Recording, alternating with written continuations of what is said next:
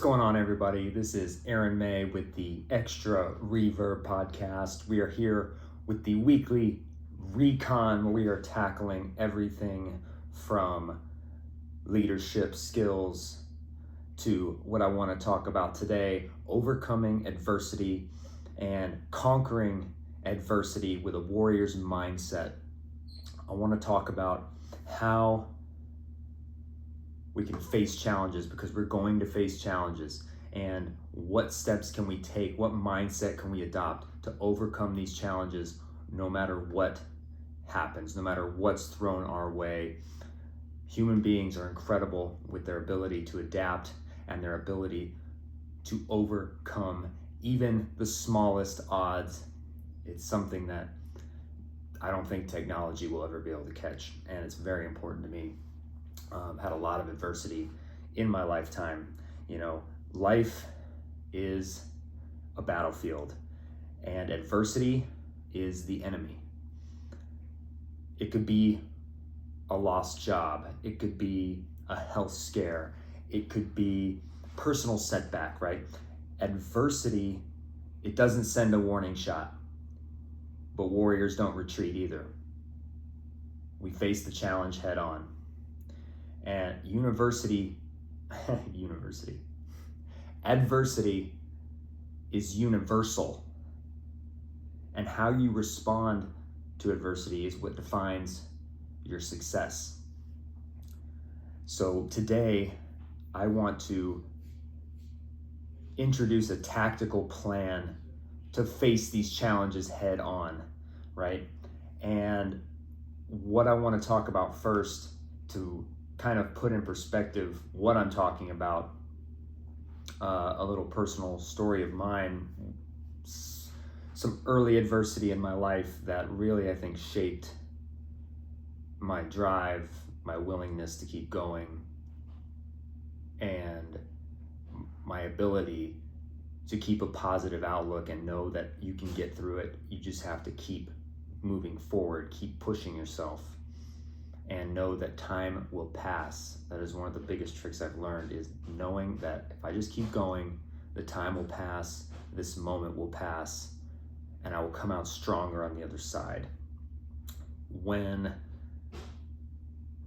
I was 10 years old, I might have been 9, going on 10, 4th grade, we were living in Illinois, small town my dad grew up in, and we were kind of out on what was going on. We were out of touch with where are we going, what is this place. We just moved from Florida, a bigger place, Fort Myers, to this town. There's 2,000 people and 15 miles of corn in all directions, and it's just like trying to fit in, trying to figure it out, trying to make new friends. I'd been in the same place in my entire life that I could remember, and here we are. It's a snow day. We had those in Illinois, and the school was old. Everything in this town was old, and we are down in the gym. It's an underground gym, like a basketball gym, and we're doing recess, 4th grade, right? And me and a couple of the other boys were roughhousing, playing around, and the one kid, he was a big kid. I wasn't the biggest kid in 4th grade yet, right? I'm like less than 100 pounds and not too tall, probably 4'11". And we're playing tag or something, and he gave me a pretty good shove, and I fell down. It was fine at first, and then all of a sudden, I remember feeling the most intense pain that I had ever felt in my life, like by far unimaginable pain in my left leg. And I'm going, oh my God. So all of a sudden I went from sitting up and kind of like did the splits, and all of a sudden I'm on the ground. I'm just writhing in pain. I'm wriggling around. I'm trying not to cry because I don't want to cry in front of my classmates and be a wuss. And I knew something was seriously wrong. So finally, I'm able to gather myself a little bit, and I lay flat on my back, and my leg is just still experiencing the worst pain you can imagine. And I am like, okay, I need to see what's going on. It's my thigh, something's wrong for sure. I gotta take a look and see what's going on. It goes through my mind. So, you know, when you're laying down, you kind of put your feet flat on the ground and your knees are up. I got into that position somehow. Looking back, it was crazy to think that I did that. And I look up, and as I put my legs up, from my knee to my hip, my whole quad and portion of my leg just collapsed to the side, while from my knee down stayed put. It was like broken tent poles, just like, so I was like, okay, my leg is definitely broken. And also it was like basically ripping my jeans because they were so tight. And I was like, okay, it's broken for sure. And at that point, I almost passed out from it. And I think at that point, because I did go into shock, and at that point, that's when I imagined, looking back, that happened. And the gym teacher comes and decides, great idea, to pick me up, to move me so they can continue PE class. He picks me up, and to this day, I don't know what happened, but when he picked me up, I don't know if it was the shock or a guardian angel or what, but all of the pain went away. And I just remember feeling like there was something magical about that. I don't know what it was. But then he goes and lays me down on the bleachers on the side of the gym, right? The little plastic bleachers that pull out if you've ever been in a basketball gym like that, and you can fold them up. And just walks away to apparently go tell them that, you know, I'd been hurt, the principal or whoever. And he walks away, and I'm laying on my side on the bleachers where he laid me, kind of a fetal position, just trying to stay conscious because I didn't know what was going to happen. I just know that I wanted my dad there. And I fell off the bleacher. And I'm all alone. I'm going, okay, I can't just lay here on the floor. So I picked myself back up, put myself back on the bleacher, and I just wanted to stay conscious till my parents got there. And they had called my parents. Luckily, my dad wasn't working that day because he worked an hour away. So my parents show up, and they're like, okay, his leg's broken. Look at the size of it. They cut my jeans off, and my leg is just absolutely the worst, black and purple. And we called the ambulance. Obviously, in this town, there was no hospital. So the nearest hospital's 15 miles away. And it finally gets there. The elevator down to this basement gym isn't big enough to fit a stretcher. So my grandfather, who lived in the town, had brought a piece of plywood to use as a board. Paramedics load me up on the board, take me up, get on the ambulance. I'm still on my side in the fetal position. They're trying to figure out what happened. And I'm barely conscious at this point. And I remember going in and out on the ambulance ride to the hospital. Turns out I shattered my femur, and it wasn't a clean break. And half the thing was shattered, jagged. There's pieces of bone in my leg.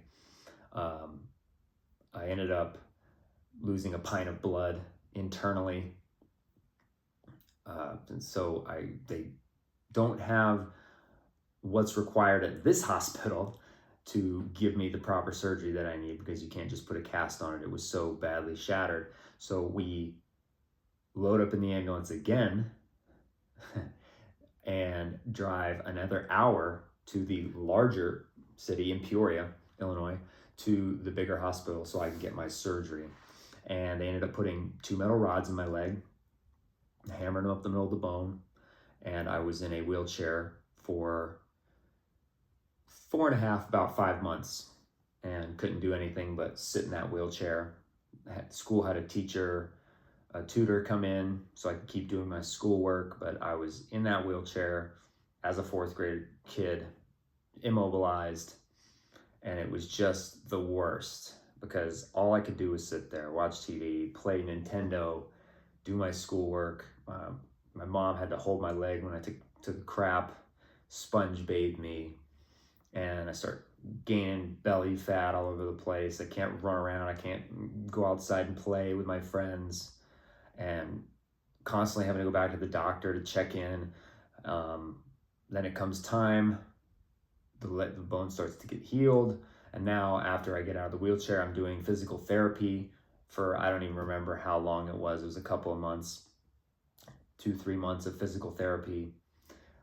And then once I was finished with the physical therapy, they told me that, we're going to take the rods out, but, you're probably always going to have a limp. You're always going to walk with a limp, and your growth plates probably got messed up. So you're not going to be, you might have some growing issues moving forward as you get older. So I was depressed. I was out of shape. I could barely walk. I had to basically relearn to walk. And at this point, we decided, okay, we're going to move out of this little town because it's not equipped. It's things like this happen. We can't be here. There's no future here. So we moved out to Arizona, and I just finished the physical therapy. This is probably 2-3 months out of physical therapy after I've gotten my rods removed from my leg. Wanted to go out for the baseball team, at least try. It's a little bit of running here and there. I can swing the bat. I can do this. And I broke my other leg practicing to go out for the baseball team. Broke my tibia on my other leg, which, because of the pain of the femur, was so bad, I didn't even know or think that this one was broken initially. So my dad was there, he stood me up, and we tried to put weight on it, and that's when we figured out it was broken. Splinted it with a cardboard box, drive to the hospital, drive to the emergency care, get the x-ray, it's broken. But it was broken so that we could just put the cast on it. So I was in that cast for about 6 weeks while it healed. And then didn't have the physical therapy, but now I've broken both my legs. I've been immobile for almost a year, and my sister has started playing tennis, right? And I'm going, what am I gonna do? What am I gonna do? And I'm sitting, while I was in this wheelchair with this cast now, because it was above the knee cast, so I'm on crutches or in the wheelchair. And I'm watching her get so good at tennis. I'm like, you know what? I'm gonna play tennis because I can't have her be better than me, right? So I go out there, I can barely move. My coach told me years later, he's like, this kid wants to be a tennis player. He can't even barely walk. And he showed me like how I walked out on the court. It was unbelievable. But I said, I love this sport. I ended up loving it, and I want to play. This is what I want to do. I want to be a tennis player, and a high level tennis player. And I worked my ass off. And 2 years later, year and a half, 2 years later, I started getting to the point where, okay, let's try a tournament. I start moving better, start training harder, start getting back in shape, losing that fat that I gained from sitting in the wheelchair, being immobile, getting the strength back. And I go play tournaments. I start getting up to be one of the top kids in my section, in the Arizona Southwest section, and go on to play pro tennis. I know it was a long-winded story, but I wanted to get to see what kind of adversity overcame. I went from, you're gonna walk with a limp and your growth plates are fucked up, to playing professional tennis, playing the highest level of tennis that I possibly could, and then went into the Marine Corps and performed in the Marine Corps infantry. So anything is possible. From then on, I always knew that any day that I got to run around, that I got to train, that I got to be in shape, that I got to do things athletically, it was a gift. And I wasn't going to take it for granted. I was going to use every moment to maximize my capabilities and my ability to do that, because I knew it could be taken away in an instant. But I pushed through, and it's given me so much strength to know that I can accomplish so many other things getting through that. And I'm sure everyone has worse stories than that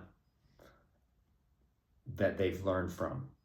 But you have to learn from those mistakes.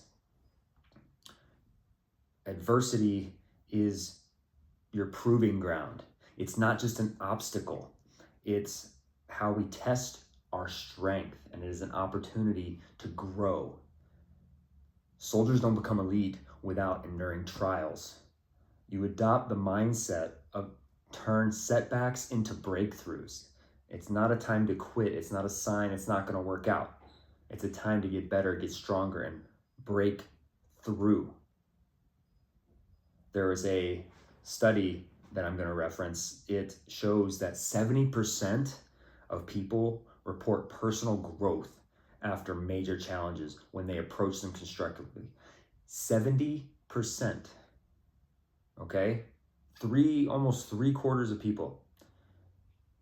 That's you. You fall into that category. It's a choice. I guarantee you the quarter of people that didn't made the choice not to be constructive, to let it break them and to let it control them and to quit. You have to keep going. Adversity, it can be a toxic workplace. Financial strain, family issues, but it's not about the size of the fight, okay? Whatever your adversity is, big or small, it's about the fight in you to get it done, right? Your mindset is your first weapon in the battle against adversity. You don't just charge blindly. You have to assess the situation, you have to adapt your mindset, and you have to overcome it, okay? Acknowledge the adversity, okay? This is how we do our recon for resilience. We acknowledge the adversity without self-pity, okay? You don't choose the war, but you get to choose how you fight in the war. Look at what you can control in these situations. Let go of the uncontrollables. If there's a market crash, other people's actions, right? You have to zero in on your response to these things. Don't focus on what's out of your control. What you can control is your mindset and your response to the adversity. And if you respond in a positive way, you're going to get through it and you're going to be better for it, right? Don't quit. Embrace it, right? Military people always know, embrace the suck. Lean into the discomfort. Own the discomfort. Know that pain is progress. You get laid off from your job, that's a chance to pivot into something that you've been putting off doing. That's a chance to pivot into something that you're actually passionate about, right? A family member dies, it's the worst, had it happen. That's a chance to live more in the moment, to appreciate the ones that are still alive and do the things with them that you regret that you didn't do with the one who passed. Pick up the phone, call them, tell them you love them. Be in the present with them when they're there. Don't be on your phone. Know that it's precious, right? Nelson Mandela is a great story about this, right? The guy was in prison for 27 years and he still emerged from that. And he led with forgiveness. He led with vision. Imagine, how resentful could you be of the world after spending 27 years in prison, right? Rebuild. Something fails, rebuild. Figure it out, adapt, okay? Now, let's talk about, we've done our recon, we've assessed, we've got our mindset right, we know our plan of attack. Now, how are we going to go into battle against this adversity, right? Resilience is your mindset, but it also requires action. It's not just attitude. Your attitude has to be right, and then you need to take action with the right attitude. So lay out a clear and practical plan to face these problems head on, right? Take a moment, breathe, analyze the situation, list the pros and cons of this situation. It really helps. So there might be a lot more pros than you initially think because you're in that negative mindset. It's a bad thing that happens. You can do that for a second, but then you got to come out of it. Surround yourself with allies, mentors, friends, colleagues who can provide perspective and support. Not people that are going to tell you how bad it is and feel sorry for you. People that are going to support you and people that are going to help you move forward, right? Train through the small wins. Break the challenge that's ahead of you into manageable steps, right? A great example, if you're in some kind of debt, don't think, oh, I've got to pay off this amount of money right now. Start by cutting one expense down and putting that cut towards the debt, or negotiate a bill. Take care of the little manageable things that are causing this debt, and you can eliminate it, right? And then always keep adapting, and don't be afraid to pivot if the initial plan doesn't work out. It's just more adversity. Be flexible. Adjust to the new terrain, right? A career setback, for example, maybe you need to push and learn a new skill that you weren't learning. You need to get better at a certain aspect of that to continue forward in success in that career. Don't just take the setback and go, this isn't meant for me, I need to change. No, maybe I need to go get that certification. Maybe I need to take that class. Maybe I need to get better with my leadership skills. Maybe I need to get better at listening to other people. Maybe I need to take into account other people's perspectives. I need to get some advice here. Don't be afraid to ask for help. Maybe you're a single parent and you lost your job. So what do? You get online, you get more skills based on what you can do to get better at that job and get more qualified at the job you were doing and land a better role in the next job.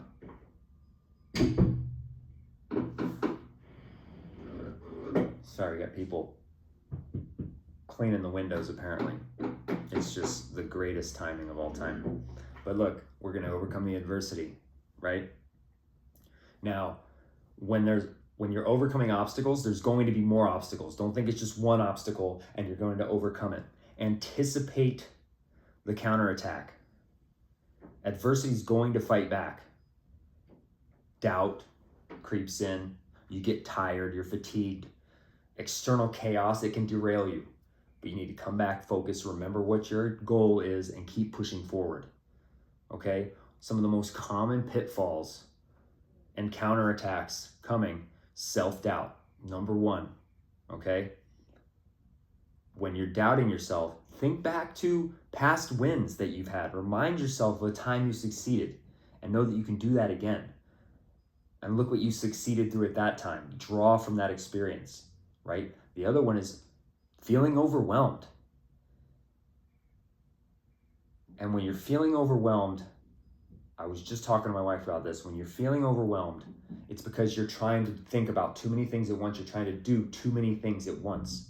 You need to, make a list of all the things you need to accomplish that need to get done that are overwhelming you. Make a list and then, the one objective rule. Focus on one single next step. So you're not getting paralyzed by the 50 things that need to be done. Okay, I'm going to do these 2 things this week or today. I'm going to do this thing this week. I'm going to do this thing today, this thing tomorrow, this next week, and just focus on one at a time and eliminate it. Don't worry about how fast you're getting them done, but prioritize and go one thing at a time. Focus on one objective. And then the other one is naysayers, right? There's going to be toxic voices that tell you you're crazy. Seek constructive feedback instead. Look for people that can give you what am I doing wrong here? How can I get better? Not that I'm crazy, not that I need to do something else, okay? As soon as I hear a naysayer, I know I'm on the right track because they're just miserable and they want you to fail because they failed and they quit. They want you to quit so they don't feel better about themselves. When you've got naysayers, you're on the right track. You need to keep going. It should almost be encouraging. Shut them off and keep going, knowing, hey, this person sees me doing something. They want me to fail because they feel terrible about themselves. I'm going to keep going now because I must be on the right track if they think I have a chance of succeeding and they're trying to tear me down. Okay? Now,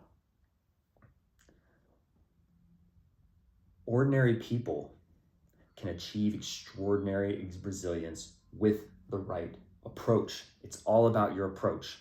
Okay, so now let's talk about some actionable steps we can start in the next week with our adversity assault plan, right? I'm going to give you a 7-day action plan, and we can put what we've talked about here into practice, okay? So over the next week, you can do this. If you want to share it, I love it. Please share it with me.